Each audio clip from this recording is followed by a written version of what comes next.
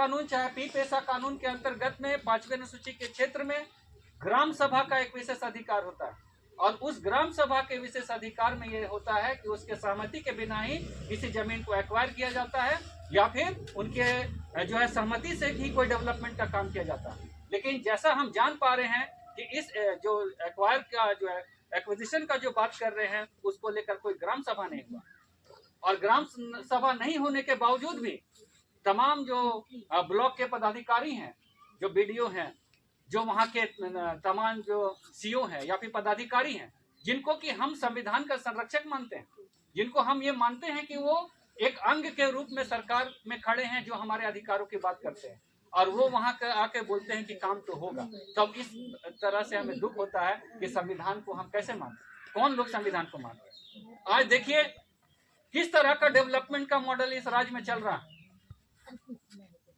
Smart city बनाने की बात तो हम कर रहे हैं, लेकिन स्मार्ट गांव बनाने की बात हम नहीं कर रहे हैं।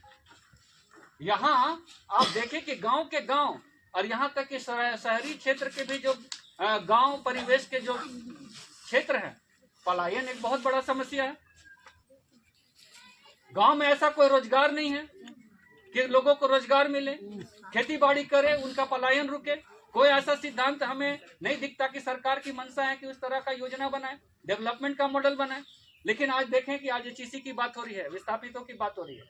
आज पट्टा का अधिकार भी उनको नहीं मिला, और उनको जो जमीनें दी गई, उनको मुफ्त में भी जमीन नहीं दी गई, उनके एवज में पैसा भी लिया गया, लेकिन उसके बावजूद भी उनको पट्टा का अधिकार नहीं मिला। डिस्प्लेस हुए, एकड़ों जमीन वो दिए, और जो 10 डिसमिल 20 डिसमिल जो जमीन मिला, उनको पट्टा का भी अधिकार नहीं मिला। वो किस तरीके से कल बताएंगे कि वो भारत के नागरिक हैं? किस आधार पे वो बताएंगे कि वो झारखंड के निवासी है? अगर यहाँ की स्थानीयता परिभाषित होगी तो किस दस्तावेज के आधार पर वो बताएंगे कि वो झारखंड के वासी है? तो इनका बात करने वाला कोई नहीं। इसीलिए मैं आज ज्यादा नहीं बोलूंगा, क्योंकि मैं इस बात को समझता हूं कि संविधान दबे कुछ लोग को भी बहुत सारा अधिकार